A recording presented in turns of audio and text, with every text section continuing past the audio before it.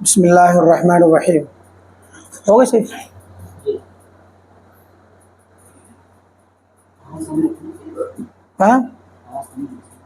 ہاں اتنی رہے جتنی اس سے کیا نام ہے. چلے ٹھیک ہے.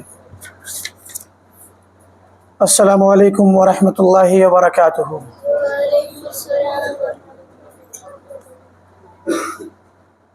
بسم اللہ الرحمن الرحیم.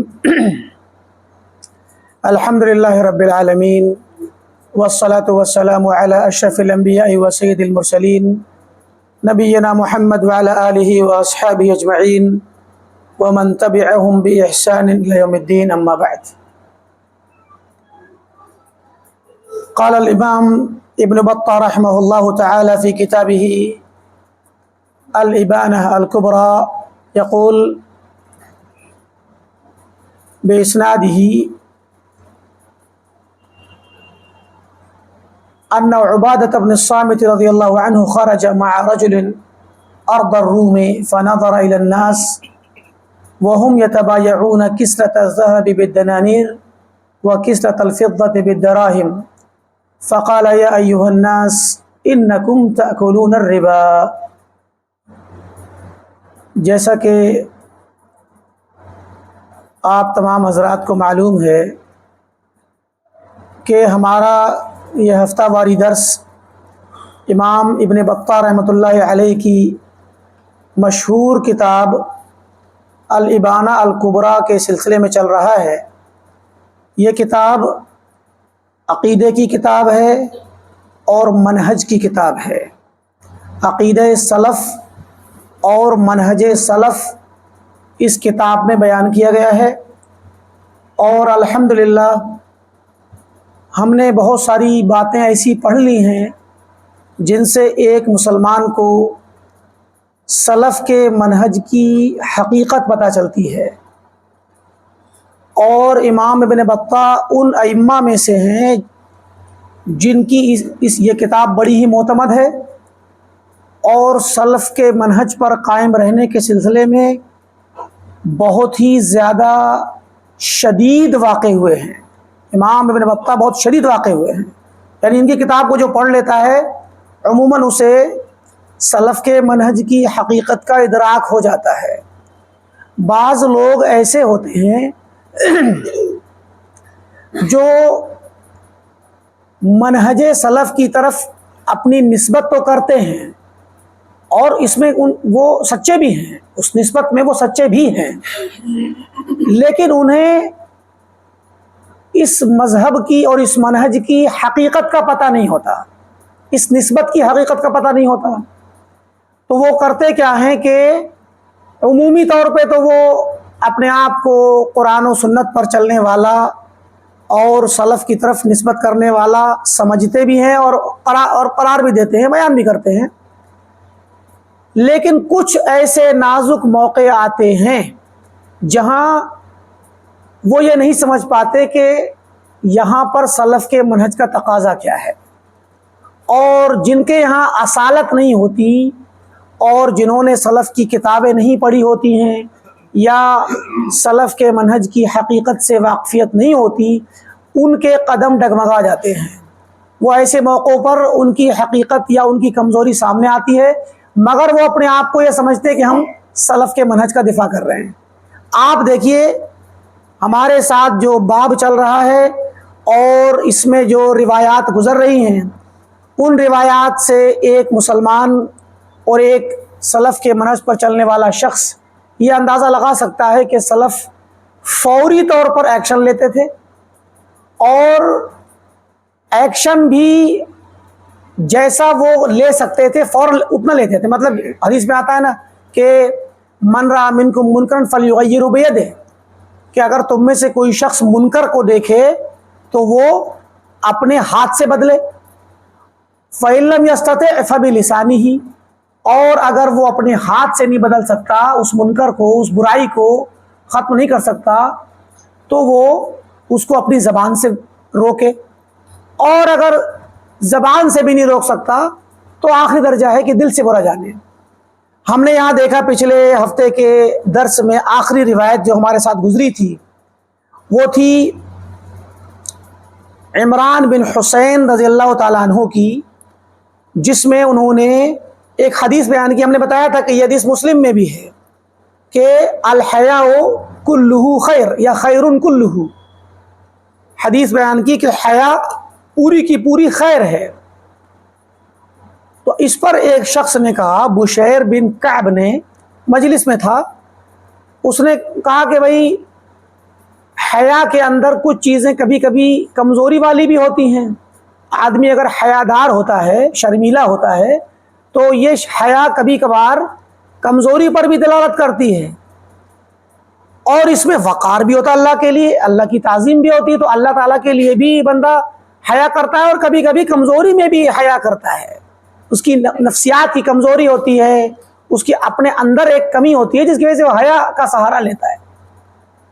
اس پر عمران بن حسین ناراض ہو گئے اور صحیح مسلم کے الفاظ میں سخت ناراض ہوئے، آنکھیں ان کی لال ہو گئیں، اور کہا کہ بار بار اس کو ڈانٹ، مطلب انہوں نے کہا کہ میں حدیث بیان کر رہا ہوں اور یہ کہتا ہے کہ جو ہے اس کے اندر کمزوری ہے حیا میں.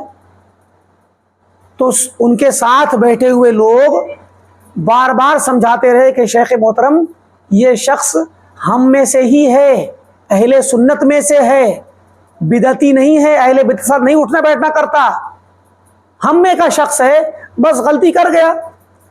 لیکن اس پر ہمارے پاس جو روایت ہے وہ ہے ابن بطہ رحمۃ اللہ علیہ کی. اس کے اندر ہے کہ فرمایا واللہ لا احدثکم بحدیث اليوم، مجلس درس تھی، اور پہلی حدیث پر جب یہ اعتراض اٹھایا کسی نے حدیث کے خلاف اپنی زبان سے، بلکہ روایتوں میں آتا ہے کہ اس نے جو ہے حکمت اور فلسفے کی روشنی میں یہ بات کہی تھی کہ حکمت کی کتابوں میں، فلسفے کی کتابوں میں یہ بات لکھی ہوئی ہے، فلسفے کی کتابوں میں یہ بات لکھی ہوئی ہے کہ حیا میں کمزوری بھی پائی جاتی ہے.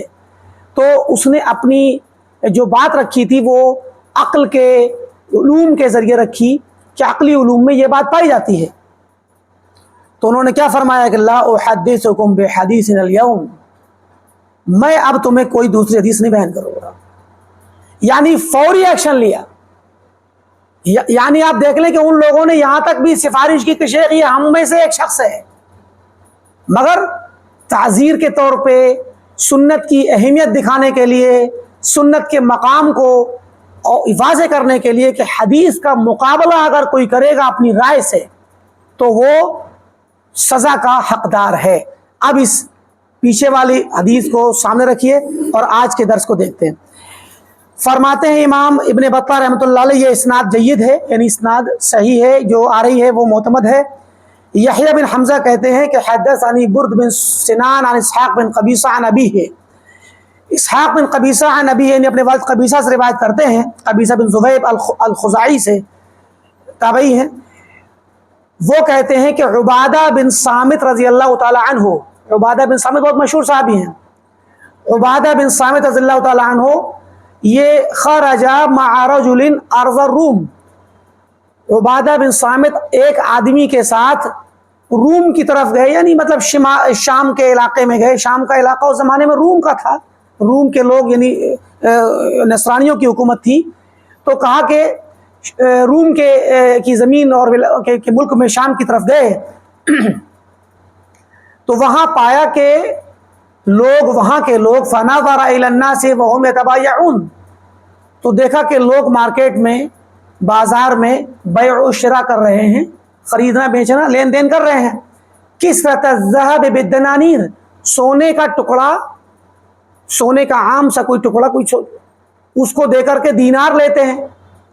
تو دینار بھی سونے کا ہوتا ہے، تو کسی نے بغیر ڈھلا سونا ایسی کوئی ٹکڑا دے دیا، ڈھیلا دے دیا، اور اس کے بدلے دینار لے لیا.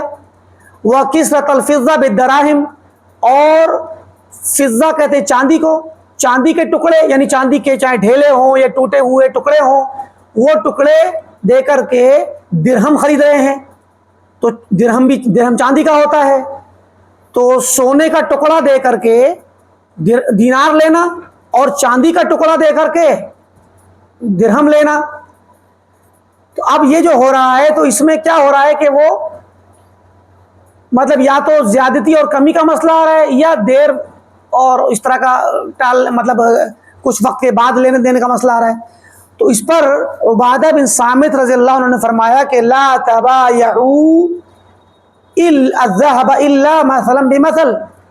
ذهب یعنی سونے کی اگر لین دین کرو اور سونے کو خریدنا اور فروخت کرنا کرو تو اس کے سلسلے میں ایک بات جاننا کہ مثلا بمثل، کہ جتنا دیا گیا، یا مثلا بمثل، جتنا دیا گیا اتنا لو. یعنی مثلا تول کر کے اگر 1 گرام ٹکڑا ہے تو 1 گرام کا اس کے بدلے میں کوئی سکہ ہونا چاہیے. 4.25 گرام کا سکہ ہے تو اتنا ہی سونا ہونا چاہیے، چاہے وہ بغیر بنا سونا ہے، دونوں کے وزن میں کوئی زیادتی کمی نہ ہو. تو مماثلت ہونی چاہیے دونوں کے اندر. لا زیادۃ بینہما، زیادتی نہ ہو کہ کوئی کہے کہ نہیں بھائی دینار تو بنا ہوا، چھپا ہوا، ڈھلا ہوا ہے تو ہم 1 دینار دیں گے 4.25 گرام کا تو 4.5 گرام سونا لیں گے بغیر بنا مثلا، یا اس سے زیادہ. تو زیادتی نہیں ہونی چاہیے. ولا نظر، اور نظرہ بھی نہیں، مطلب یہ کہ اس میں ادھار نہیں ہونا چاہیے وقت کا. ایک آدمی سونا دے کے چلا گیا ٹکڑا بغیر بنا ہوا، اور دکاندار کہے کہ بھئی تمہیں دینار بعد میں ملے گا، کل لے کے آنا، شام کو لینا. یا کوئی دینار دے کے چلا گیا اور اسے سونے کے ٹکڑے لینے آیا، الٹا کچھ بھی تو وہ کہے کہ شام کو لینا. دکاندار سے ابھی لے لیا دینار اور کہا میں شام کو تمہیں سونے کا اتنا ہی سونا دے دوں گا جو میں نے دینار لیا ہے، بغیر بنا سونا دے دوں گا. تو جو وقت کے ساتھ دیر کرنا اور اجل پہ لے جانا یہ بھی نہیں ہونا چاہیے. 2 شرطیں لگائیں کہ جو تم بیچ رہے ہو اور خرید رہے ہو اس میں ان 2 چیزوں کا خیال رکھو. فقال رجل، تو ایک آدمی نے کہا لا ارى الربا يكون في هذا، بھائی سونے کا دینار دینا اور اس کے بدلے بغیر بنا سونا لینا زیادہ یا کم ہو یا ادھار لین دین ہو، اس میں نہیں سمجھتا کہ کوئی اس کے اندر ربا ہے یا کوئی سود ہے. الا ما كان من نظر، ہاں اگر لیٹ ہو گیا تو سود ہوگا، لیکن زیادہ اور کم میں سود نہیں ہے. کیوں؟ اس نے یہ دیکھا کہ بھائی مان لیجیے آپ کے پاس کہیں سے کوئی سونا کسی کو ملا، پہاڑوں میں، جنگلوں میں، دریاؤں میں، کہیں بھی، یا زمین میں اس کو گڑا ہوا سونا ملا اور ٹکڑے ملے، کچھ ڈھیلے ملے سونے کے. تو اب وہ مان لیجیے 50 گرام 100 گرام سونا کا ڈھیلا لے کر کے آیا. اب وہ آ کر دکاندار سے کہتا ہے کہ بھئی مجھے اس کے سکے دے دو. تو دکاندار اس کے بدلے میں 100 گرام سونا لے کر کے 90 گرام کے سکے دے رہا ہے. تو یہ کہتے ہیں کہ اس میں جو ہے کوئی ربا نہیں ہے. کیوں؟ وہ سمجھ رہے ہیں کہ کیونکہ اس میں محنت کرنی پڑے گی اور یہ اسے محنت کی ہوئی ہے، یعنی جو دینار بنایا گیا ہے محنت کر کے بنایا گیا ہے. تو اب ایسی صورت میں کیا ہے کہ کوئی اس پہ ربا نہیں ہونا چاہیے. ہاں ادھار اگر ہوگا تو ربا ہے. تو یہ بات کیا ہوئی؟ عقل سے کہی. حدیث کے الفاظ تو یہ ہیں کہ سونا چاندی ہو یا کھانے پینے کے معاملات کے جو غلے ولے ہوں تو ان میں کیا ہے کہ فوری طور پہ ہونا چاہیے اور تفاضل نہیں ہونا چاہیے. ٹھیک ہے. اچھا، سونے چاندی میں خاص کر خصوصی توجہ دی کیونکہ یہ قیمت ہوتی ہیں اشیاء کی، تو لین دین کی قیمت ہوتی ہیں، تو ان کی قیمتوں کے وہ بڑھتے اور گھٹتے رہتے ہیں جو ان کی مقدار ہے. تو فرمایا کہ سونے اور چاندی میں فوری طور پہ لینا اور دینا ہونا چاہیے اور برابر ہونا چاہیے. تو جب اس آدمی نے، کسی اور آدمی نے کہا کہ میں اس کو ربا نہیں سمجھتا، اس کو سود نہیں سمجھتا اگر زیادتی اور کمی ہو جائے، ہاں اگر ادھار ہو جائے گا تو سود ہے. فقال عبادہ، تو عبادہ نے کیا کہا؟ احدثک عن رسول اللہ صلی اللہ علیہ وسلم، میں تمہیں حدیث بیان کر رہا ہوں اللہ کے رسول صلی اللہ علیہ وسلم کی. وتحدثنی عن رأیک، اور تم مجھے اپنی رائے سنا رہے ہو کہ تمہاری عقل کیا کہتی ہے وہ فیصلہ دے رہے ہو. آگے کیا کہا دیکھیے. ایک تو یہ ڈانٹنے والا لفظ ہوا تعجب میں اور ڈانٹ میں. فرمایا لئن اخرجنی اللہ، اگر مجھے اللہ تعالیٰ نے یہاں سے نکالا، لَأُسَاكِنُكَ بِأَرْضٍ لَكَ عَلَيَّ فِيهَا إِمْرَةٌ، تو اللہ کی قسم اللہ نے اگر مجھے یہاں سے نکال دیا تو میں کبھی بھی تمہارے ساتھ اس سرزمین پر نہیں رہوں گا اس جگہ پہ نہیں رہوں گا جس جگہ میں تمہارے ماتحت رہوں اور تم میرے امیر بن کر رہو، میں نہیں رہوں گا۔ فلما قفلا، جب لوٹے عبادہ بن صامت، لحق بالمدینہ، تو مدینہ آئے، وہاں سے نکلے تو مدینہ پہنچے۔ فقال له عمر، تو حضرت عمر رضی اللہ عنہ نے کہا کہ پوچھا عبادہ سے، ما اقدمک یا ابا الولید، ابو الولید تم واپس کیوں آ گئے؟ تم کو تو شام بھیجا گیا، تم شام رہتے، یا تم شام گئے تھے رہنے کے لیے، یا جو بھی واقعہ ہو کر کے، تو تم واپس کیوں آ گئے؟ فقص علیہ القصہ، تو عبادہ نے پورا قصہ بیان کر دیا کہ ایسا ایسا ہوا۔ فقال ارجع الى ارضک، جاؤ اپنی زمین پہ جہاں رہ رہے تھے یا جہاں پر رہنا چاہتے تھے، وبلدک، اور اپنے شہر میں جاؤ، ولا امرۃ له علیک، اور اس کی تمہارے اوپر کوئی بھی امرت اور امارت نہیں ہے، یعنی تم اس کے تابع نہیں رہو گے۔ فقبح اللہ ارضا لست فیہا وامثالک، اللہ تعالیٰ اس سرزمین کو برا کرے، بری ہو وہ زمین جس میں تم اور تمہارے جیسے لوگ نہ ہوں۔ تو حضرت عمر نے کہا جاؤ وہیں جا کے رہو، اور تمہارے میری طرف سے اجازت ہے کہ تم اس کا حکم مت ماننا، تم اس کے تابع نہیں رہو گے۔ اس سے پتہ چلتا ہے کہ جس شخص نے یہ مخالفت کی تھی، اعتراض کیا تھا، وہ اس جگہ کا کیا تھا؟ ذمہ دار تھا، سمجھے کہ نہیں؟ تو امیر تھا یا علاقائی طور پہ کسی جگہ کا ذمہ دار رہا ہو، چھوٹی جگہ کا، تو اس شخص نے اعتراض کیا حدیث پر اپنی عقل سے، تو انہوں نے فوری طور پہ انکار کیا، کہا میں حدیث بیان کر رہا ہوں، تو اپنی رائے پیش کر رہے ہو۔ اچھا، اب یہ اعتراض کرنے کے بعد کیا کہا؟ سمجھ گئے کہ میں جب یہاں رہوں گا تو مجھے یہ انکار منکر کرنے نہیں دے گا، جب یہ ذمہ دار ہے تو مجھے انکار منکر کرنے نہیں دے گا، تو کہا کہ میں اگر یہاں سے نکل گیا تو دوبارہ نہیں لوٹوں گا، میں ایسی زمین پہ نہیں رہوں گا جہاں تمہارے لیے میرے سر پر، میرے اوپر، تمہارے ہاتھ میں کوئی امر ہو، معاملہ ہو، اور تمہارے تحت مجھے رہنا پڑے، نہیں رہوں گا۔ یہ دیکھیے حضرت عبادہ کا موقف، اور عمر رضی اللہ تعالیٰ عنہ نے عبادہ رضی اللہ تعالیٰ عنہ کے اس موقف پر کیا کہا؟ برقرار رکھا، اور کہا کہ تمہارا طریقہ صحیح ہے لیکن تم جا کے وہیں رہو۔ تو دیکھیں اس میں اب جو بادشاہ تھا، یا جو بادشاہ تو نہیں، مطلب جو گورنر تھا، وہاں کا حاکم تھا، کیا اس حاکم کے پاس اور کوئی خیر نہیں تھی اور بھلائی نہیں تھی؟ کیا سب شر ہی شر تھی اس حاکم کے پاس؟ اس حاکم نے منع کر دیا کہ اپنی رائے پیش کر دی اس حدیث کے مسئلے میں، تو کیا اس حاکم کے پاس اور کسی مسئلے میں کوئی بھلائی نہیں تھی؟ حضرت عمر کی طرف سے مقرر کردہ حاکم تھے، سمجھے کہ نہیں؟ اور عین ممکن ہے کہ امیر معاویہ رہے ہوں، عین ممکن ہے کوئی اور رہے ہوں۔ تو اب ایسی صورت میں جب وہ امیر ہیں، گورنر ہیں اس جگہ کے، پورے علاقے کو، پوری ریاست کو دیکھ رہے ہیں، تو بھلائی تو ان میں ہے نا، خیر تو ان میں ہے نا، اور امیر المومنین عمر الخطاب رضی اللہ تعالیٰ عنہ کے مقرر کردہ والی یا گورنر ہیں۔ لیکن عبادہ بن صامت رضی اللہ عنہ نے یہ نہیں کہا کہ بھائی تمہارے اندر بہتری تو باقی چیزوں میں تو اچھائیاں ہیں، لیکن یہاں پر تم نے غلط کیا، یہ نہیں کہا، بلکہ کیا کیا؟ ڈائریکٹ اس غلطی پر اور حدیث نبوی کا معارضہ کرنے پر سیدھے فوراً اس پر ایکشن لیا، اور اتنا سخت ایکشن کہ نہیں رہ سکتا میں تمہارے ساتھ، جہاں مجھے تمہارے ماتحت ہو کر رہنا پڑے۔ تو یہ دیکھیں آپ سلف کا موقف۔ آگے دیکھیے، آگے والی روایت بھی صحیح ہے اور اس کی اسناد جید ہے۔ فرماتے حدثنا ابو القاسم حفص بن عمر قال حدثنا ابو حاتم قال حدثنا اسماعیل بن ابی اویس قال حدثني مالک بن انس عن زید بن اسلم عن عطا بن یسار ان رجلا، کہ عطا بن یسار کہتے ہیں کہ ایک آدمی نے باع کسرۃ من ذهب او ورق، ایک آدمی نے سونے کا کوئی ٹکڑا یا چاندی کا کوئی ٹکڑا اس کے پاس تھا، اس کو بیچا، بے اکثر من وزنها، اس کے وزن سے زیادہ قیمت میں.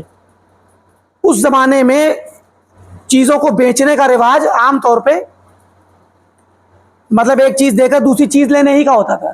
تو اب سونے کا ٹکڑا دیا تو سونا ہی لیا اس نے, یا چاندی کا دیا تو چاندی لی. اب چاندی لی کا مطلب چاندی کا درہم لیا یا سونے کا دینار لیا. تو اب یہاں پر چاندی کا درہم یا سونے کا دینار کیا ہوگا, اس چیز کے بالمقابل جو چیز ہے, اگر سونے کی ہے تو سونے کا دینار تولا جائے گا, اور چاندی کی چیز ہے, ٹکڑا چاندی کا ہے تو چاندی کا درہم تولا جائے گا. برابر وزن ہونا ضروری ہے, شریعت کا یہ اصول ہے. اب کیا ہوا کہ ایک آدمی نے ایسا کیا, فقال له ابو الدرداء, صحابی رسول ابو الدرداء رضی اللہ تعالیٰ عنہ نے کہا, اب یہ دوسرے صحابی ہیں, ابو الدرداء فرماتے ہیں کہ انہوں نے کہا کہ سمعت رسول اللہ صلی اللہ علیہ وسلم ینہا عن مثل هذا, میں نے اللہ کے نبی صلی اللہ علیہ وسلم کو سنا فرماتے ہوئے کہ آپ نے اس طرح کے معاملے سے منع کیا ہے.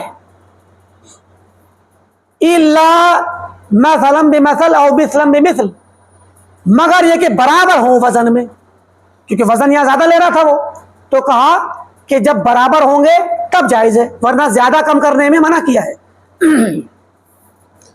فقال الرجل, تو اس آدمی نے کہا, ما ارا بمثل هذا بأسا, مجھے تو اس میں کوئی حرج نظر نہیں آتا.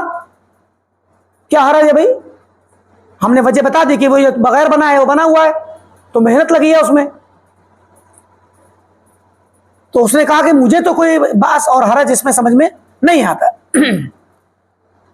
فقال ابو الدرداء, تو ابو الدرداء رضی اللہ عنہ نے فرمایا کہ من یعذرنی من فلان احدث عن رسول اللہ صلی اللہ علیہ وسلم ویخبرنی عن رأیہ, کون مجھے معذور سمجھے گا اگر میں اس کے ساتھ یہ معاملہ کروں, مطلب میں اس کو ڈانٹوں یا سختی کروں یا اس کے ساتھ سخت معاملہ کروں, میں مجھے کون معذور سمجھے گا, میرا عذر کون قبول کرے گا اس کے متعلق کہ میں اس کو حدیث رسول سنا رہا ہوں اور وہ مجھے اپنی رائے کی خبر دے رہا ہے, اپنی رائے بتلا رہا ہے. پھر اسی طرح متوجہ ہوئے اور کہا کہ لا اساکنک بارض ننتبہا, میں اس سرزمین میں تمہارے ساتھ نہیں رہوں گا جہاں پر تم ہو, جس علاقے میں تم ہو میں وہاں نہیں رہ سکتا. یہ کس نے کہا, ابو الدرداء رضی اللہ تعالیٰ عنہ نے. ان ناموں کو یاد رکھیے, بہت پتے کے نام ہیں یہ, اور صحابہ کی واقعات بڑے ہی جلیل القدر ہیں یہ. عمران بن حسین کا واقعہ, اور عبادہ بن صامت کا واقعہ, اور ابو الدرداء رضی اللہ عنہ کا واقعہ. فرمایا میں اس زمین پر, اس علاقے, اس شہر میں نہیں رہوں گا جہاں پر تم رہتے ہو. ثم قدم ابو الدرداء علی عمر بن خطاب رضی اللہ تعالی عنہ, پھر ابو الدرداء عمر رضی اللہ عنہ کے پاس مدینہ پہنچ گئے, سیم واقعہ تقریباً. فذکر ذلک لہ, تو بتایا کر کے ایسا ایسا ہوا, میں نے ایسا کیا. فکتب عمر الی ذلک الرجل, تو عمر رضی اللہ تعالیٰ عنہ نے اس آدمی کے پاس جس نے اعتراض کیا تھا لکھ کر خط لکھ کے بھیجا, اللہ تبیع ذلک الا مثلا بمثل ووزنا بوزن, یہ خبر یہ لکھ کے بھیجا کہ دیکھو یہ کام نہ کیا کرو, بیچنے اور خریدنے کے وقت جب سونے اور چاندی کو بیچنا کا کام کرو, سونے کو سونے سے, چاندی کو چاندی سے, تو ایک جیسا ہونا چاہیے اور وزن ان کا برابر ہونا چاہیے. تو حضرت عمر نے ابو الدرداء رضی اللہ تعالیٰ عنہ کی بات کی تائید کی, اور ان کے واقعے کو سننے کے بعد انہیں اس چیز پر برقرار رکھا.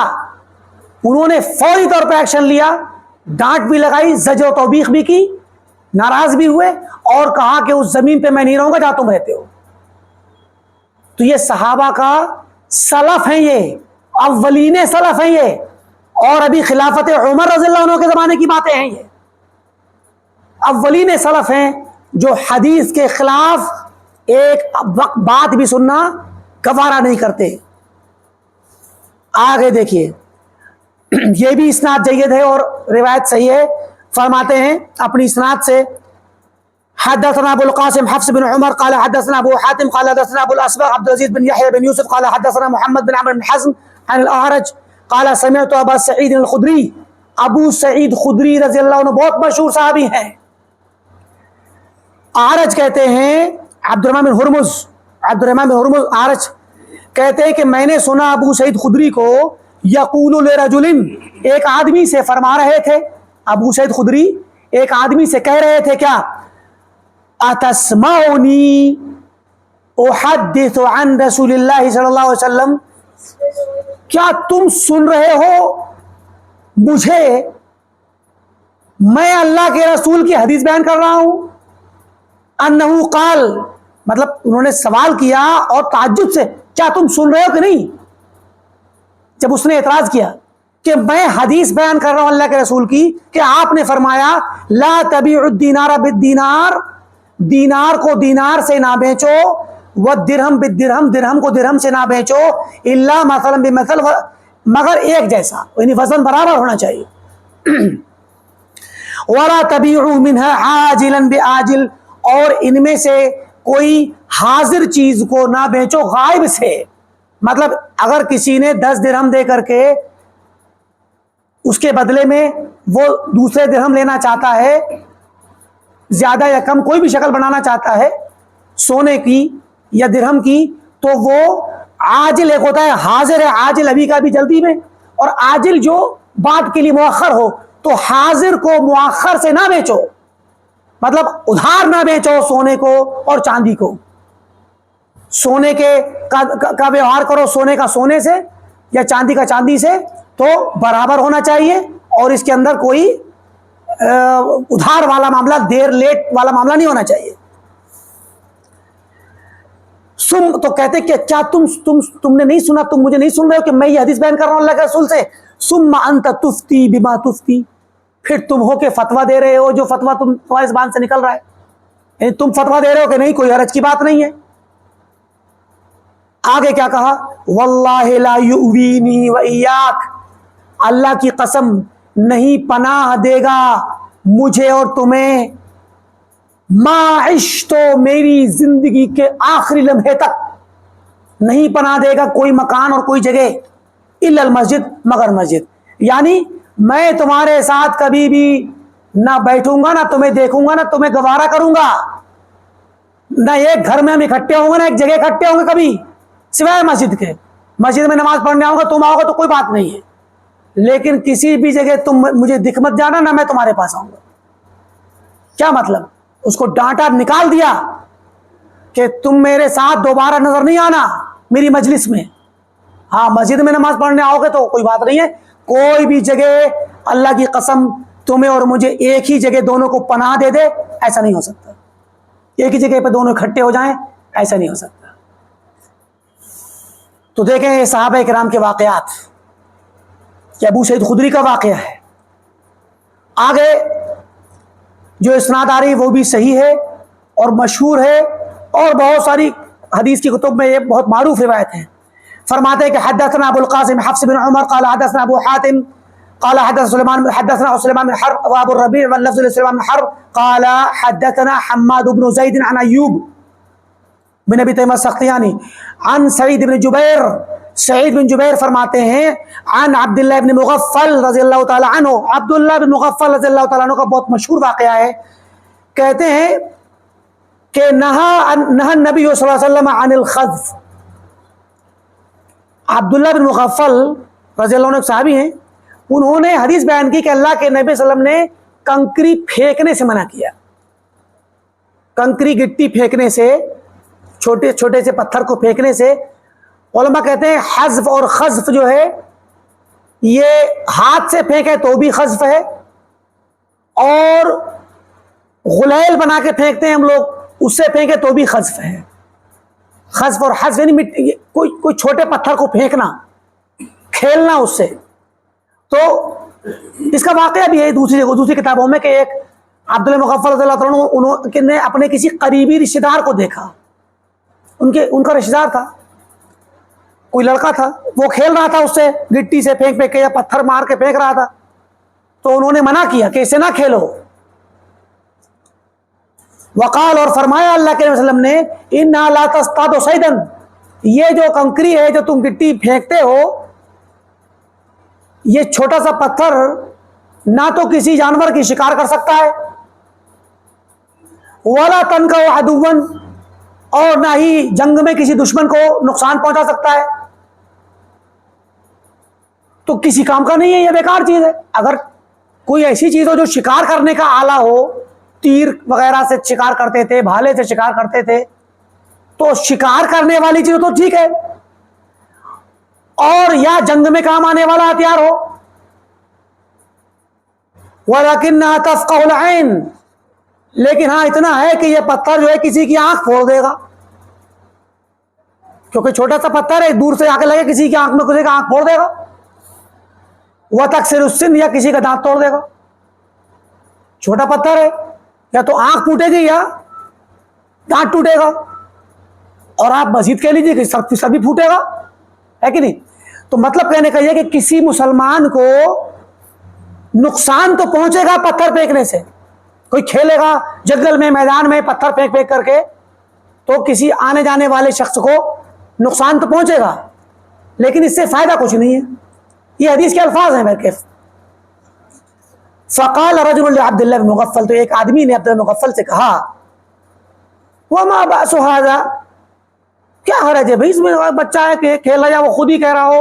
عام طور پہ بعض روایتوں میں آتا ہے کہ اس نے خود اعتراض کیا، اس میں کیا حرج ہے بھائی، اگر پتھر سے کھیل رہا ہوں، پھینک رہا ہوں، کیا ہو گیا؟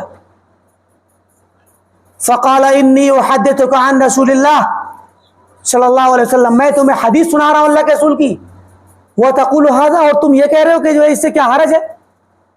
واللہ لا اکلمک ابدا، اللہ کی قسم میں تم سے کبھی بات نہیں کروں گا۔ اور حدیث میں آتا ہے، واقعات میں آتا ہے کہ عبداللہ مغفل نے کبھی ان سے بات نہیں کی ہے۔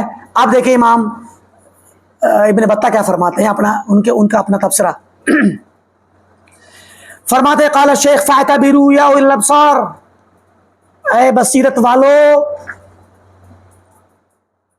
اعتبار کرو، عبرت پکڑو، فشتان بین ہؤلاء العقلاء، یہ عقل مند لوگ یعنی صحابہ کرام، السادۃ الابرار الاخیار، جو ہمارے سردار ہیں، ابرار نیک اور اخیار خیر والے لوگ ہیں، نیک صالحین اس امت کے سب سے نیک لوگ ہیں، الذین ملئت قلوبہم بالغیرۃ علی ایمانہم، جن لوگوں کے دل بھرے ہوئے تھے اپنے ایمان پر غیرت کے سلسلے میں، یعنی ایمان کے سلسلے میں غیرت اتنی زیادہ تھی کہ ایمان کے خلاف ایک بات بھی سننا گوارا نہیں کرتے تھے، والشح علی ادیانہم، اور اپنے دین کی فکر کرتے تھے، دین کے سلسلے میں شحیح تھے، لالچی تھے، مطلب دین پر حرص رکھتے تھے کہ دین ضائع نہ ہو، دین کی حفاظت کرنے کے بڑے شوقین تھے اور حرص رکھنے والے تھے۔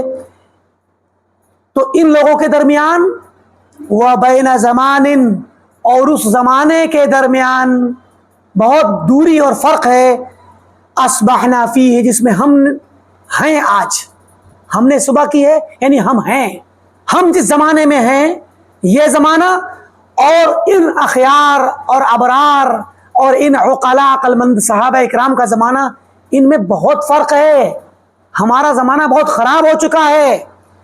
وَنَاسٌ نَحْنُ مِنْهُمْ، ہمارے درمیان ایسے لوگ پائے جاتے ہیں، ہمارے زمانے میں ہمارے درمیان ایسے لوگ پائے جاتے ہیں، نحن منہم، ہم انہی میں سے ہیں، مطلب ہمارے درمیان پائے جاتے ہیں،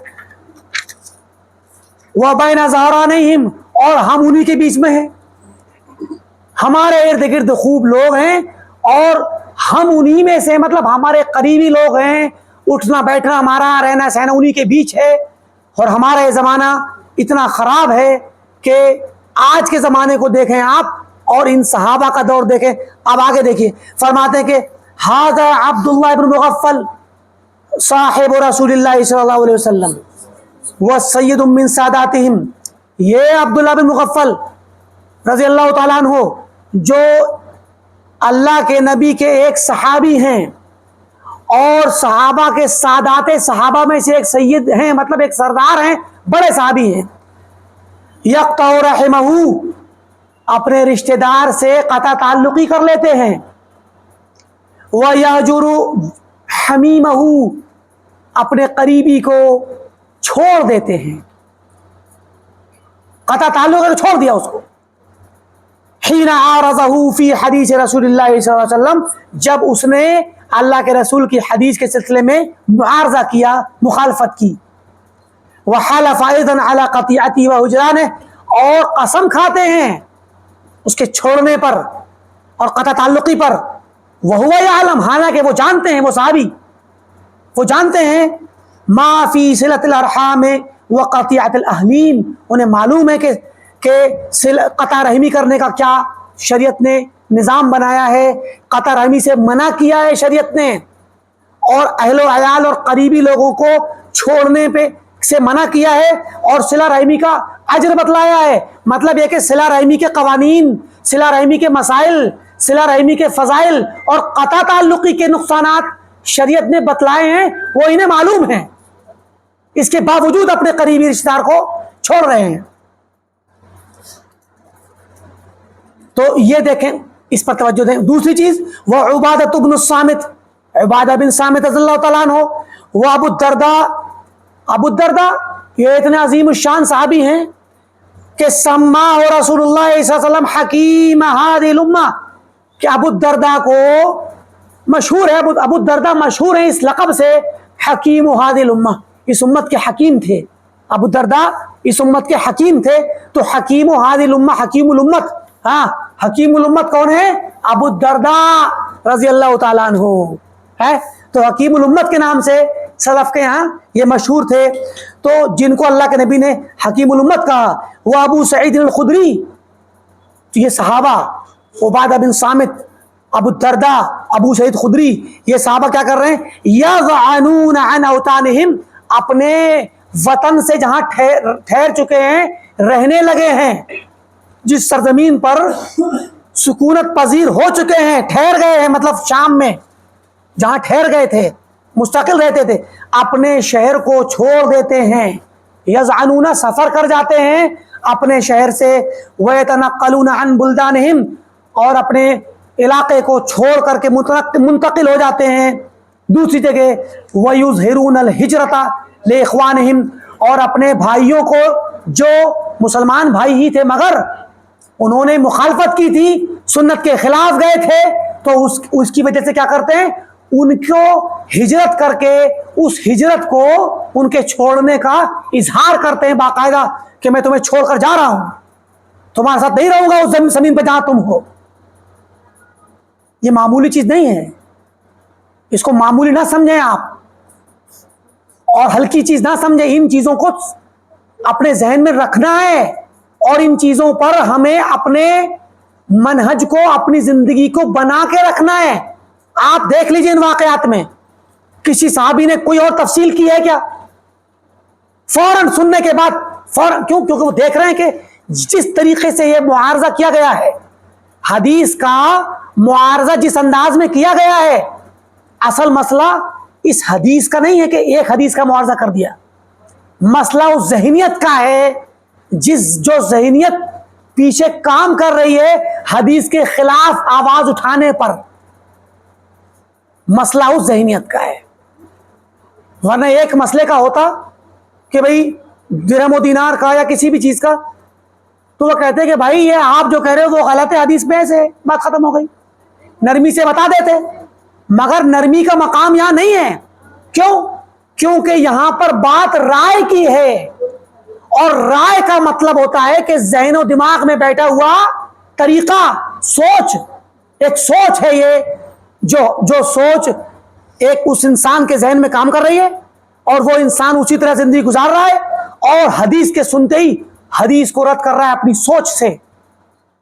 تو اپنی عقل چلا کر کے جب حدیث اور قرآن کی تعویل کرے گا تو یہاں پر نرمی نہیں کی جائے گی، اور نرمی سے نہیں بتایا جائے گا کہ بھئی یہ بات ایسے نہیں ایسے ہے، یا یہ کہ ہاں آپ کے اندر بھلائیاں تو بہت ہیں، خیر اور اچھائی کا پہلو بہت ہے، آپ کی خدمات بہت زیادہ ہیں، لیکن آپ نے یہاں پر غلطی کی ہے. یہ نہیں، مسئلہ یہ ہے کہ وہاں پیچھے ذہنیت، عقلیت اور منہج کام کر رہا ہے، اور وہ منہج عموماً یہ اس مسئلے میں نہیں بلکہ دین کے تمام مسائل میں آگے کام کرے گا. یہ مسئلہ ہے. فرماتے ہیں کہ جو ہے لأجل من عارض حدیث رسول اللہ صلی اللہ علیہ وسلم وتوقف عن استماع سنته، ان لوگوں نے اپنے شہروں کو چھوڑ دیا، اپنے بھائیوں کو ترک کر دیا، صرف اس وجہ سے کہ کچھ لوگوں نے اللہ کے رسول کی حدیث کی مخالفت کی اور سنت کو سننے سے توقف کیا، مطلب اس کو سننے ہی گوارا نہیں کیا ٹھیک سے کہ عمل کریں۔ فَيَا لَيْتَ شِعْرِي كَيْفَ حَالُنَا عِنْدَ اللَّهِ عَزَّ وَجَلَّ، کہتے ہیں کہ میں نہیں جان پا رہا ہوں کہ ہمارا کیا ہوگا، ہمارا کیا ہوگا اللہ کے یہاں۔ وَنَحْنُ نَلْقَى أَهْلَ الزَّيْغِ، اور ہم تو ملاقات کرتے ہیں بگڑے ہوئے لوگوں سے، اہل زیغ سے، اہل انحراف سے ملاقاتیں کرتے ہیں ہم اہل زیغ اہل انحراف سے ملاقاتیں کرتے ہیں، ان کا استقبال کرتے ہیں، فی صباحنا والمساء، صبح شام، ہم تو صبح شام اہل بدعت کو اور اہل انحراف کو بلاتے ہیں، ملاقات کرتے ہیں، ملنا جلنا کرتے ہیں، جبکہ سلف کا طریقہ تھا کہ ان کو چھوڑ کے بھاگتے تھے، اپنے شہروں کو چھوڑ دیا اور اپنے بھائیوں کو اور اپنے عزیزوں کو چھوڑ دیا صرف مخالفت کی وجہ سے۔ اور یہ لوگ کیا کرتے ہیں، یہ اہل زیغ، یہ منحرف لوگ، یستہزئون بآیات اللہ، یہ اللہ کی آیات کا استہزاء اور مذاق اڑاتے ہیں، اللہ کی آیات کا مذاق اڑاتے ہیں۔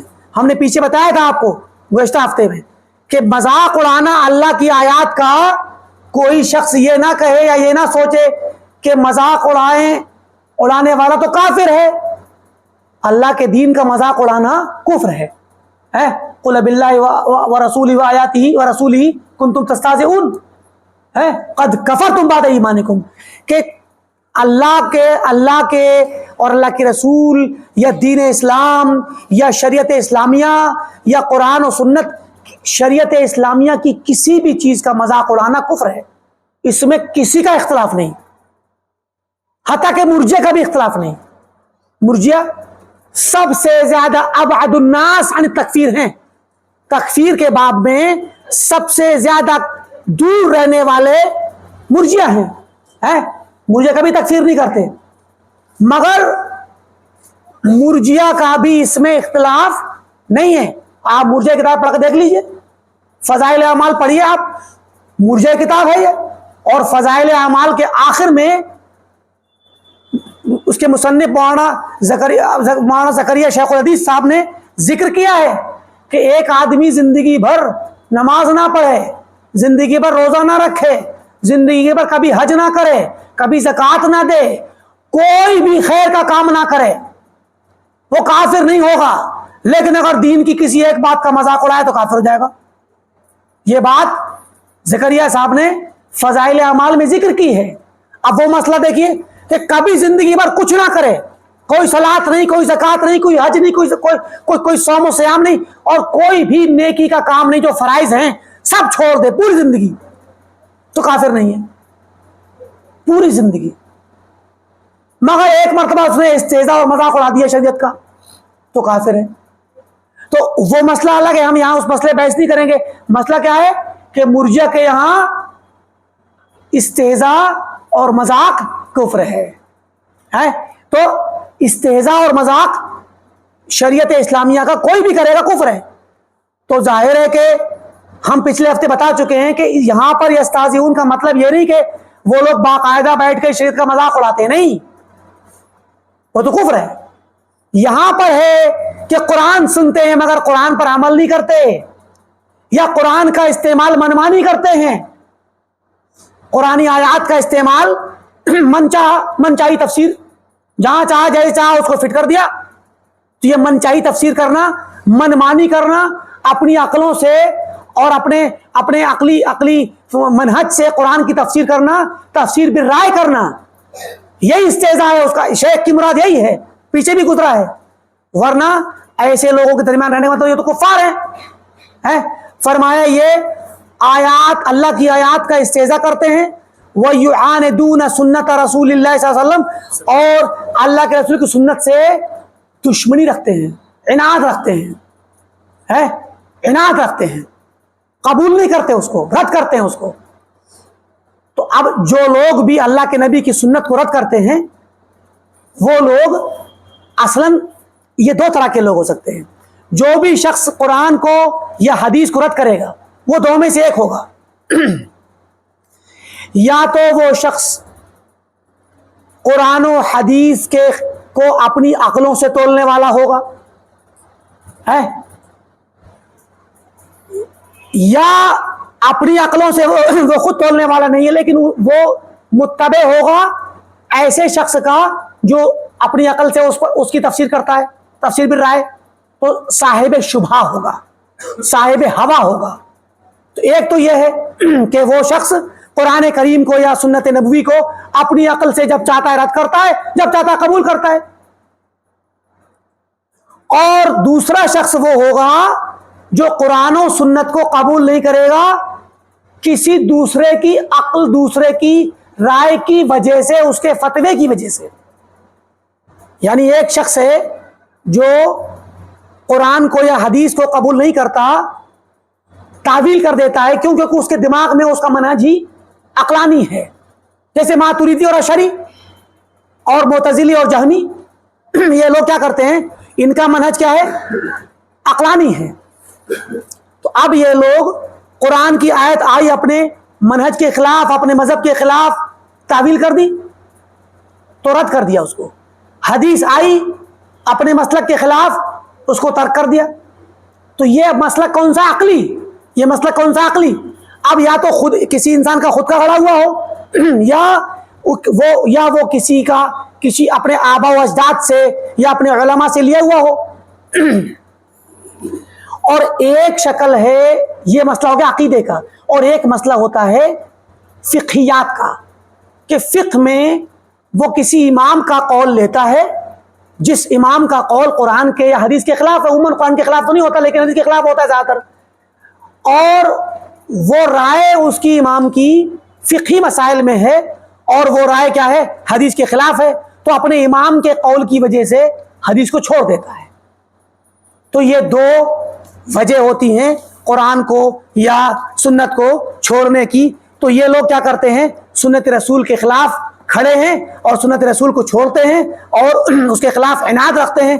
آگے فرمایا حائدین عنہا، حدیث سے مائل ہیں، دور ہیں، حدیث کو قبول نہیں کرنا چاہتے، مڑ جاتے ہیں دائیں بائیں.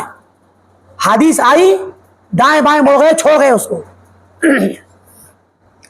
وَمُلْحِدِينَ فِيهَا، اور ان میں الحاد کرتے ہیں، اللہ کی آیات میں الحاد کرتے ہیں. تو اللہ کی آیت میں الحاد کیا ہے، اللہ تعالیٰ کی آیات میں الحاد کیا چیز ہے. اللہ تعالیٰ کی آیات میں الحاد یہ ہے کہ یا تو انسان اللہ کی آیات کو قبول ہی نہ کرے، تسلیم نہ کرے، یا ایک سب سے بڑا الحاد تو کفر ہے، یا اللہ کی آیات کو قبول تو کرے ظاہری طور پہ لیکن اس کے معنی کو قبول نہ کرے. معنی کو قبول نہ کرے کیا مطلب، کہہ کہ اس کا معنی ہمیں نہیں پتا، یہ اس کا معنی کہ مخاطب ہم نہیں ہیں، یا یہ ظاہری معنی مراد نہیں ہے، جو کہا گیا ہے وہ مراد نہیں. آیت کو متشابہ قرار دے دے اور کہ نہیں یہ آیت متشابہ ہے. اس سلسلے میں مسلمانوں کے بہت سارے فرقوں میں اس طرح کی رائے پائی گئی ہے. فلاسفۃ الاسلام، اسلامی تاریخ میں جو فلاسفہ گزرے ہیں، ابن رشد، ابن سینا، الفارابی، ابن سبعین، یہ سب جو بڑے بڑے فلاسفر گزرے ہیں، متفلسفہ اسلامی فلاسفر، ان لوگوں کا مسلک تھا کہ قرآن و سنت کے جو نصوص ہیں، قرآن و سنت میں جو کچھ کہا گیا ہے، اس کا ظاہری معنی تو مراد ہے عوام کے لیے، لیکن اس ظاہری لفظ میں جو معنی نکل رہا ہے وہ حقیقت امر نہیں ہے. کیا مطلب، یعنی وہ کہتے تھے کہ مثلا قرآن میں کہا گیا کہ آخرت کے متعلق بہت سی آیات ہیں، ان الساعۃ آتیۃ لا ریب فیہا، کہ قیامت آنے والی ہے. بہت سی قرآن کی آیات ہیں، هل اتاک حدیث الغاشیہ، جگہ جگہ پورے قرآن میں اللہ نے آخرت کے بارے میں خبر دی ہے. وبالآخرۃ هم یوقنون. تو اب ان لوگوں کا کہنا یہ تھا، فلاسفۃ الاسلام کا یعنی اسلامی تاریخ میں جو بڑے بڑے فلاسفر گزرے ان کا، کہ آخرت آئے گی یہ خطاب جمہوری ہے. کیا ہے؟ خطاب جمہوری. خطاب جمہوری کا مطلب ہوتا ہے جس طرح جمہوریت میں ہمارے ہاں نیتا لوگ آ کر کے جب تقریر کرتے ہیں تو جمہور یعنی عوام کو خطاب کرتے ہیں، تو عوام کے من پسند باتیں کرتے ہیں، ایسی باتیں جو عوام کو چاہیے ہیں. عوام چاہتی ہے کہ ترقی ہو، عوام چاہتی ہے کہ ملک میں خوشحالی آئے، غربت دور ہو، طرح طرح کی چیزیں، تو وہی باتیں کریں گے، وہی وعدے کریں گے، عوام خوش ہو جاتی ہے. لیکن بولنے والے کی وہ مراد ہوتی ہی نہیں ہے، وہ تو صرف عوام کے دل کو لبانے اور ان کو خوش کرنے کے لیے بولتا ہے، اور نہ وہ وعدے پورے کرتا ہے عمومی طور پہ. الا ماشاء اللہ کچھ لوگ ایسے بھی ہوتے ہیں جو اپنے وعدے پورے بھی کرتے ہیں، چاہے پورے یا جزوی.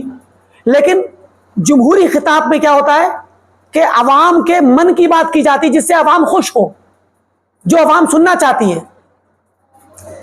تو ان لوگوں کا کہنا ہے کہ عوام چاہتی ہے کہ ایک دن آخرت کا ہونا چاہیے ہے، اور ایک دن لوگوں کو سب کو اکٹھا کر کے سزا اور جزا ملنی چاہیے. دنیا میں ایک طاقتور ہے، ایک کمزور ہے، تو طاقتور اگر ظلم کرے گا تو کمزور انسان بیچارہ مظلوم رہے گا. اگر اس کا سامان یا اس کا مال چھین لے گا یا جو بھی ظلم کرے گا تو کمزور تو بیچارہ کبھی بھی اپنا حق لے نہیں پائے گا. تو بھائی اندر سے فطرت کہتی ہے کہ ایک دن تو ہونا چاہیے، کوئی نہ کوئی تو فیصلہ کرنے والا ہونا چاہیے. تو عوام چاہتی ہے کہ آخرت کا دن ہو، یہ عوام چاہتی ہے. تو ابن سینا اور ابن رشد اور یہ فلاسفہ کہتے ہیں کہ شریعت اسلامیہ نے عوام کے طور پہ عوام کو خوش کرنے کے لیے یہ باتیں کہہ دی ہیں، ورنہ حقیقت امر ایسی نہیں ہے. حقیقت میں کوئی قیامت وقت نہیں آنی ہے، اور آئے گی بھی تو ایسے بعث نہیں ہوگا. بعث اس طرح سے مطلب یہ بات ابن سینا کی اور ابن سبعین کی اور ابن رشد وغیرہ کی ہم مطلب ایک طرح سے خلاصہ بتا رہے ہیں. ایسا نہیں کہ سب باتیں ایک کی ہیں اور ہر ایک کی مکمل ہیں. کسی نے بعض نے آخرت کا اقرار کیا ہے، لیکن ابن رشد نے آخرت کا اقرار کیا مگر بعث روحانی کا کیا ہے، بعث جسمانی کا نہیں. سمجھے کہ نہیں؟ وہ مسئلہ دوسرا ہے. مطلب کہنے کا یہ کہ لیکن اصل پوائنٹ یہ وہ کہنا چاہتے ہیں کہ آخرت یا شریعت نے جو کچھ بھی حکم دیا ہے، شریعت کے جتنے بھی نصوص ہیں، ان سب میں ان کا ظاہری معنی مراد تو ہے شریعت چاہتی کہ عمل کرو، مگر یہ سب حقیقت نہیں ہے. حقیقت میں وہ سب ہے ہی نہیں. مثلا اللہ تعالیٰ کے بارے میں کہا گیا وہ سب حقیقت کچھ نہیں ہے، بس کہہ دیا گیا ہے. آخرت کے بارے میں کہہ دیا گیا حقیقت کچھ نہیں ہے، امر واقع کچھ نہیں ہے، بس کہہ دیا گیا ہے. یہ خطاب الجمہور خطاب تخیلی ہے، خیالاتی ہے، خیالاتی خطاب ہے. اس بات کو ابن قیم رحمۃ اللہ علیہ نے نقل کیا ہے، اور ابن ابی العز نے نقل کیا ہے، ابن تیمیہ نے نقل کیا. یہ بات مشہور ہے علماء کے یہاں اور ان کی کتابوں میں موجود ہے، یہ کوئی تہمت نہیں ہے. تو اب کیا ہوا کہ انہوں نے کیا کیا، اپنی عقل سے شریعت کے نصوص کے متعلق کیا فیصلہ کیا. بظاہر تو شریعت کے نصوص کو قبول کیا، لیکن اس کے معنی کے متعلق کیا کہا، اعتقاد کیا رکھا کہ اس کے معنی میں حقیقت کی ترجمانی نہیں ہے. تو ایک تو یہ شکل ہوئی الحاد کی ہے، آیات اللہ میں الحاد کی ایک شکل کیا ہے، سرے سے قبول نہ کرو. ایک شکل ہے ظاہری قبول کر لو، حقیقت کے اعتبار سے اعتقاد نہ رکھو. اور ایک شکل ہے کہ ظاہری طور پہ قبول کرو اور یہ کہو کہ ظاہری معنی مراد نہیں ہے. انہوں نے کہا فلاسفہ نے کہ ظاہری معنی مراد ہے، مگر یہ ظاہری جو معنی ہے وہ حقیقی معنی نہیں ہے. اور ایک فریق کہتا ہے کہ نہیں، قرآن کی آیات اور احادیث، خاص کر احادیث صفات، آیات صفات، کہ یہ ظاہری معنی ہم آیات تو قبول کرتے ہیں مگر ظاہری معنی جو نکل کے آ رہا ہے یہ مراد نہیں ہے، اس کا معنی دوسرا ہے. وہ کیا ہے؟ وہ تعویل سے پتہ چلے گا. ہم تعویل کریں گے. جو کہا گیا الرحمن علی العرش استویٰ، تو یہ استوا کا معنی قائم اور مستوی ہونا اور اوپر ہونا مراد نہیں ہے. ظاہری معنی مراد نہیں ہے، دوسرا معنی مراد ہے. تو یہ بھی ایک طرح کا الحاد ہے اللہ تعالی کی آیات میں ہے. اور ایک الحاد یہ ہے کہ کوئی انسان آیات میں تحریف کرے، لفظی تحریف کرے، یہ بھی الحاد ہے. معنوی تحریف کرے، یہ بھی الحاد ہے. اور یہ بھی الحاد ہے، لحد کہتے ہیں سائڈ میں ہونا. لحد اس قبر کو کہتے ہیں جو بغلی قبر ہوتی ہے نا، قبر پہلے گڈھا کھودا جاتا ہے، پھر سائڈ میں کو ایک طرف کو اندر کو کھودی جاتی دیوار کے نیچے کو، تو وہ ہوتی ہے لحد. تو لحد کے معنی کیا ہوتا ہے؟ سائڈ میں ایک طرف کو مائل ہونا. تو یہ بھی الحاد ہے کہ کوئی انسان قرآن کی آیت سننے کے بعد یا حدیث نبوی سننے کے بعد سب کچھ کہہ کے میں اس کو قبول کرتا ہوں، ایمان لاتا ہوں، مگر عمل نہ کرے، مانے ہی نہ، اپنے امام کی بات پہ چلے یا اپنی منمانی کرے، تو منمانی کرنا بھی الحاد ہے. کیوں؟ کیونکہ وہ قرآن پر یا حدیث پر نہیں چل رہا. اب یا تو وہ پورے قرآن پر نہیں چلے گا یا پوری حدیث نبوی پہ نہیں چلے گا، تو وہ مکمل طور پہ ملحد ہوگا پورا. اور اگر کوئی جزوی طور پہ ایسا کرے گا، کسی ایک آیت میں، دو آیت میں، یا کسی خاص ٹاپک پہ، کسی خاص موضوع پہ، کسی خاص باب کی آیتوں میں اور احادیث میں ایسا کرے گا، تو وہ اس باب میں، اس دائرے میں، اس چیپٹر میں ملحد کہلائے گا. بات سمجھ آ رہی ہے نا؟ ہاں. تو فرمایا کہ یہ لوگ الحاد کرتے ہیں قرآن کی آیات میں اور اللہ کے نبی کی احادیث میں. سلمنا اللہ و ایاکم من الزیغ والزلل. اللہ تعالی ہمیں اور آپ کو انحراف سے اور پھسلنے سے محفوظ رکھے. ہے تو یہ امام ابن بطح رحمۃ اللہ علیہ کا خلاصہ تھا. آگے دیکھیں، فرماتے ہیں اپنی سند سے، کہتے ہیں کہ فضل بن زیاد کہتے ہیں کہ سمعت ابا عبداللہ احمد بن محمد بن حنبل یقول نظرت فی المصحف. امام احمد بن حنبل کے متعلق کہتے ہیں فضل بن زیاد کہ میں نے، امام احمد فرماتے ہیں کہ میں نے مصحف میں دیکھا، قرآن میں غور کیا، فوجدت فیہ طاعت رسول اللہ صلی اللہ علیہ وسلم فی 33 موضعا. تو میں نے پایا کہ قرآن کے اندر اللہ کے رسول صلی اللہ علیہ وسلم کی اطاعت کا حکم دیا گیا ہے 33 جگہوں پر. ثم جعل یتلو، پھر اس کے بعد اس آیت کو پڑھ کر تلاوت کرنے لگ گئے کہ فَلْيَحْذَرِ الَّذِينَ يُخَالِفُونَ عَنْ أَمْرِهِ، کہ وہ لوگ ڈریں. فَلْيَحْذَرْ، چنانچہ وہ لوگ ڈریں. الَّذِينَ يُخَالِفُونَ عَنْ أَمْرِهِ، جو اللہ کے نبی کے حکم اور آپ کے امر سے مخالفت کرتے ہیں، وہ ڈریں. کس بات سے؟ ان تصیبہم فتنۃ، کہ انہیں پہنچ جائے کوئی فتنہ، او یصیبہم عذاب علیم، یا ان کو سخت دردناک عذاب پہنچے. وہ ڈریں اس چیز سے، فتنے سے اور عذاب سے. کس وجہ سے؟ مخالفت کی وجہ سے. جو لوگ مخالفت کرتے ہیں اللہ کے رسول کی، وہ مخالفت کی وجہ سے ان کو ڈرنا چاہیے، خوف میں رہنا چاہیے کہ کہیں ایسا نہ ہو کہ اس مخالفت کی وجہ سے ہمیں کوئی فتنہ آ گھیرے یا سخت عذاب آ گھیرے. فتنہ کے معنی آزمائش ہوتا ہے، فتنہ کے معنی آزمائش اور امتحان، ابتلا. لیکن یہ آزمائش اصل میں ہونے کے بعد جب حالات بگڑ جاتے ہیں تو برے حالات کے لیے فتنے کا استعمال ہوتا ہے کہ بندہ فتنے میں پڑ گیا، یعنی اس کے حالات بگڑ گئے، خرابی کی طرف چلا گیا، آزمائش ہوئی مگر خرابی میں چلا گیا، تو یہ فتنہ ہے.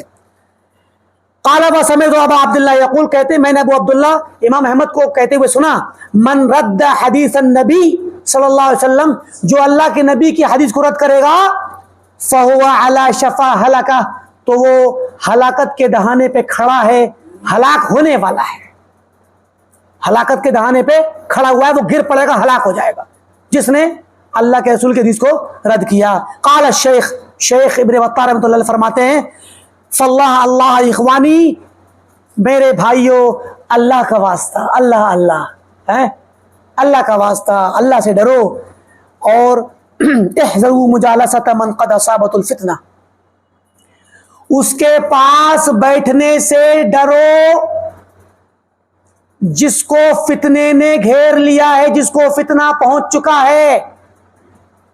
جو آدمی مفتون ہے، یعنی جو شخص کتاب و سنت کی مخالفت کرتا ہے، کتاب و سنت اور سلف کے طریقے کے خلاف ہے، بدعت کے راستے پر چلتا ہے تو ایسے آدمی کے پاس بیٹھنے سے ڈرو۔ فزاغ قلبہ، اس کو فتنہ پہنچا اور فتنے کے نتیجے میں اس کا دل منحرف ہو گیا۔ وعشیت بصیرتہ، اور اس کی بصیرت اندھی ہو گئی ہے۔ بصر تو کہتے ہیں آنکھ سے دیکھنا، اور بصیرت دل سے، دل میں جو فقہ ہوتی ہے، دل اندھا ہو گیا اس کا۔ واستحکمت للباطل نصرتہ، اور باطل کی مدد کرنے کا جذبہ اس کا مضبوط ہو گیا۔ استحکمت نصرتہ، اس کی مدد مضبوط ہو گئی باطل کے لیے، وہ باطل کا دفاع کرنے لگ گیا، باطل کی مدد کرتا ہے، باطل کے راستے پہ چلتا ہے، باطل کی دعوت دیتا ہے، باطل کو اچھا کہتا ہے اور سنت کو برا کہتا ہے، اہل سنت کو برا کہتا ہے اور اہل سنت کو منحرف کہتا ہے، اور اہل انحراف کو صحیح کہتا ہے، اور اہل باطل کو کا دفاع کرتا ہے، ان کی مدد کرتا ہے۔ استحکمت للباطل نصرتہ، اور باطل کے لیے اس کی مدد مضبوط ہے، یعنی ہمیشہ باطل کی مدد کرتا ہے، اہل باطل کی مدد میں نکلا ہوا ہے اور ان کی مدد کر رہا ہے، ان کا دفاع کر رہا ہے اور سنت والوں کے خلاف آواز اٹھا رہا ہے۔ فَهُوَ يَخْبِطُ فِي عَشْوَا، وہ خبط میں ہے۔ خبط عشوا، عشوا کہتے ہیں ایسی اونٹنی کو جو اندھی ہو، رات میں چلتی ہو، اور خاص کر وہ رات میں چلنے والی اونٹنی جو دائیں بائیں ٹامک ٹوئیاں ادھر ادھر چلے، ہر چیز کو دبائے، ہر چیز کے اوپر پیر رکھے، ہر چیز کو توڑ پھوڑ کر کے نکل جائے، وہ اسے بولتے خبط عشوا ہے۔ بے ترتیب ادھر ادھر بھاگ کر کے چلنے والی اونٹنی، سب کچھ، جہاں اونٹ تو اتنا بھاری جانور ہوتا ہے کہ جس چیز پہ پیر رکھے توڑ پھوڑ کر دے گا، تو کہتے ہیں کہ جو ہے، جو انسان غیر بصیرت سے ہٹ کر کے کام کرتا ہے اسی کہتے ہیں یخبط خبط عشوا۔ یہ ایک عربی زبان کا محاورہ ہے۔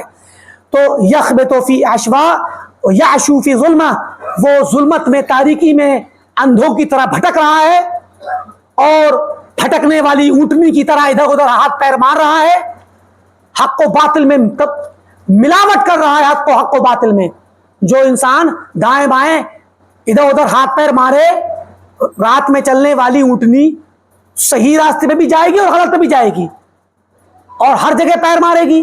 تو ایسے ہی ظلمت میں جو انسان بھٹکے گا تو کبھی سیدھے راستے پہ رہے گا، کبھی ٹیڑھے میڑھے پہ رہے گا۔ تو اس کا مطلب صحیح پر بھی کبھی بات کرے گا، صحیح بات بھی کرے گا، اور غلط بات بھی کرے گا۔ تو وہ انسان یعشو فی ظلمہ، وہ ظلمت میں، تاریکی میں ہے، اور پیر مار رہا ہے، دائیں بائیں بھاگ رہا ہے، کبھی حق کی بات بولتا ہے، کبھی باطل کی بات بولتا ہے، کبھی حق کا دفاع کرتا ہے، کبھی باطل کا دفاع کرتا ہے۔ پتہ کیا چلا؟ جو انسان حق و باطل کو لے کر کے چلے، جو حق و باطل کو ملا کر کے اکٹھا کر کے چلنے کی کوشش کرے، اس انسان سے امام ابن بطہ تحذیر کرتے ہوئے، منع کرتے ہوئے ڈرا رہے ہیں کہ ڈرو، ایسے انسان کے ساتھ نہ بیٹھو۔ تو کہتے ہیں کہ تو احذروا، ڈرو اس کے ساتھ بیٹھنے سے، ان یصیبکم ما اصابہم، کہ تمہیں بھی کہیں وہ مصیبت نہ لگ جائے، پہنچ جائے جو ان لوگوں کو پہنچی ہے۔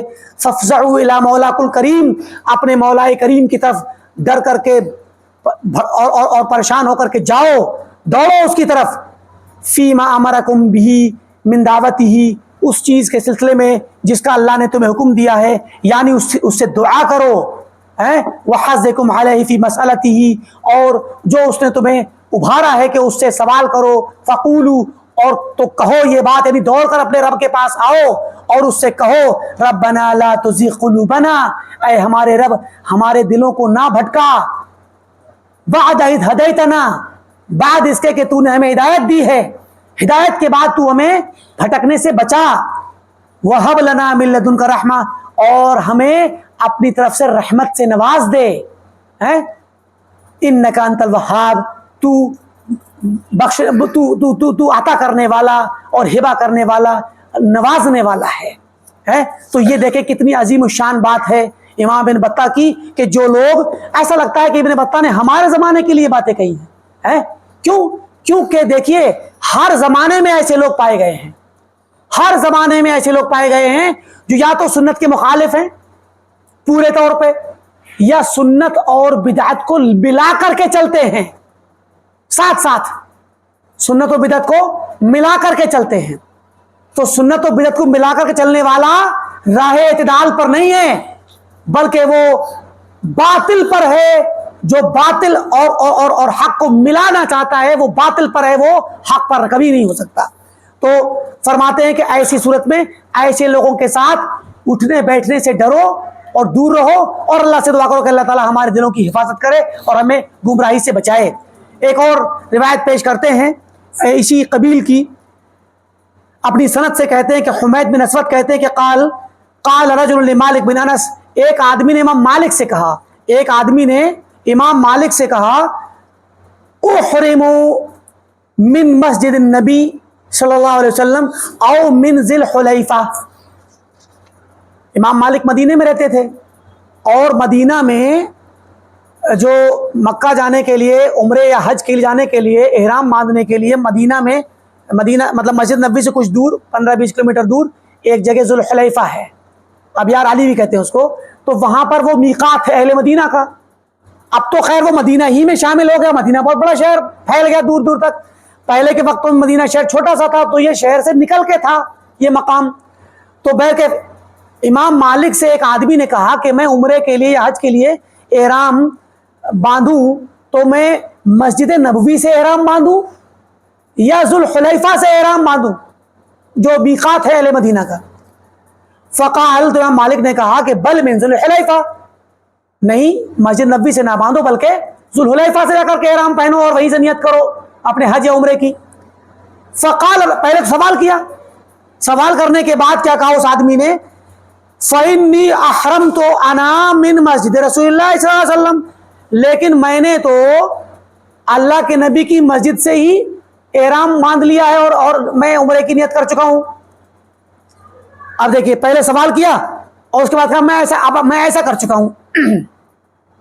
فقال مالک، یا مالک نے کیا کہا، فَلْيَحْذَرِ الَّذِينَ يُخَالِفُونَ عَنْ أَمْرِهِ، قرآن کی آیت پڑھی، چنانچہ وہ لوگ ڈریں جو اللہ کے نبی کے امر کی مخالفت کرتے ہیں، ان تصیبہم فتنۃ او یصیبہم عذاب علیم، اس بات سے ڈریں کہ کہیں ان کو فتنہ نہ آ گھیرے یا عذاب علیم ان کے اوپر نہ اتر جائے۔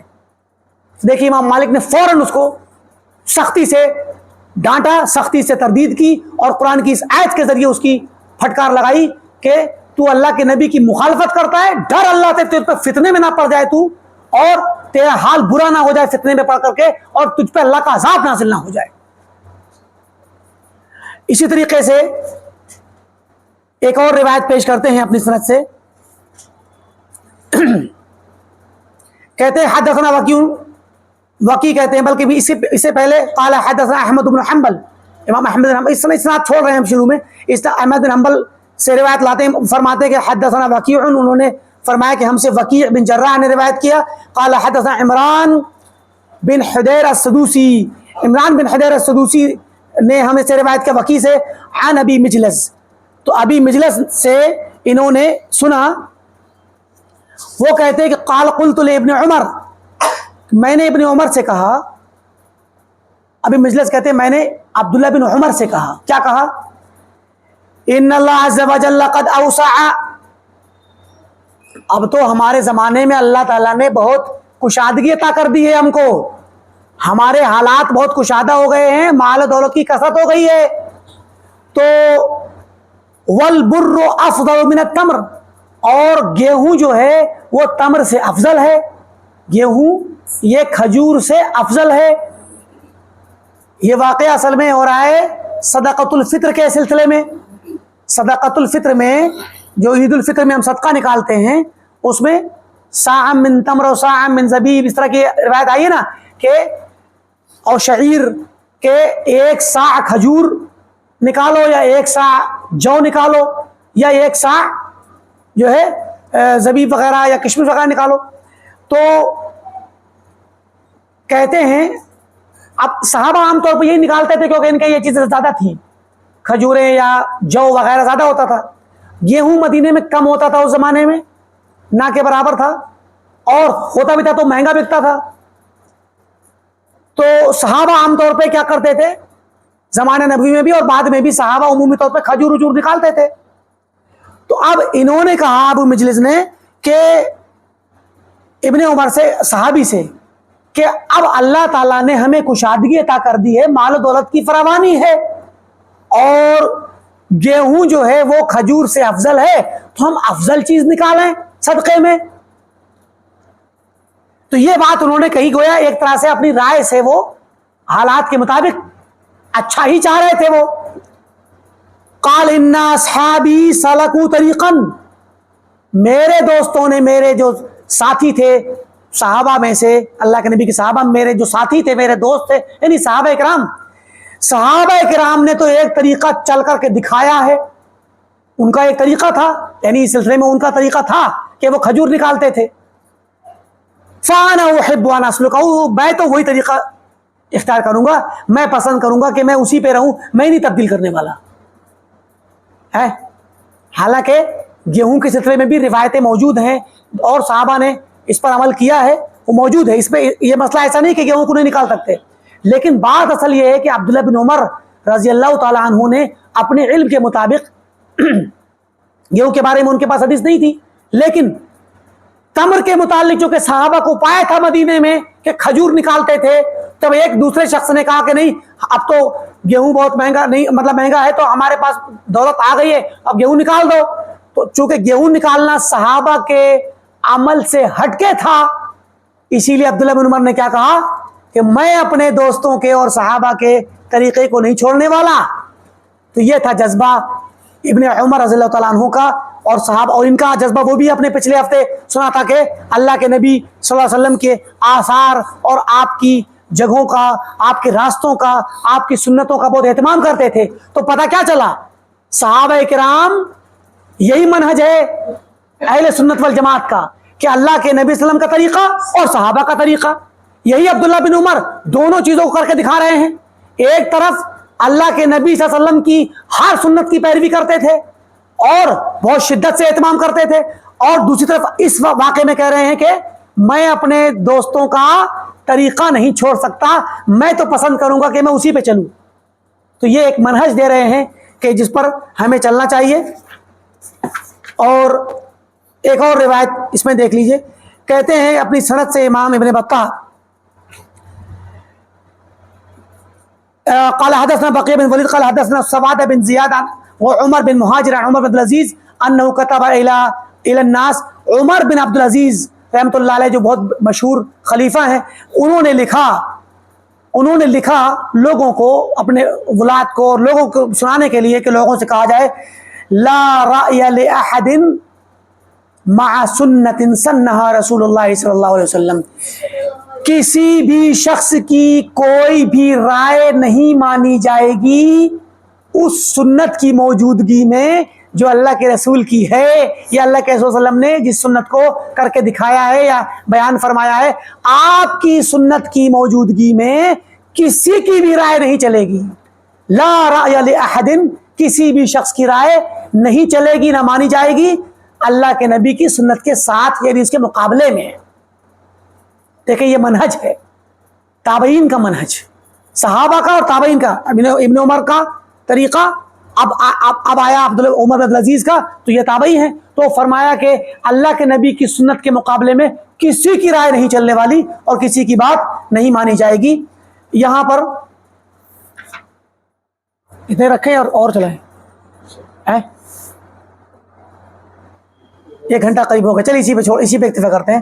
اللہ رب العالمین سے دعا ہے, کیونکہ آگے جو ہمارے پاس مقصول کا جو ایک وہ آ رہا ہے اثر, اس کے بعد امام ابن بطہ نے لمبی شرح کی ہے, اس پر تعلیق لگائی ہے, تو لمبا ہو جائے گا.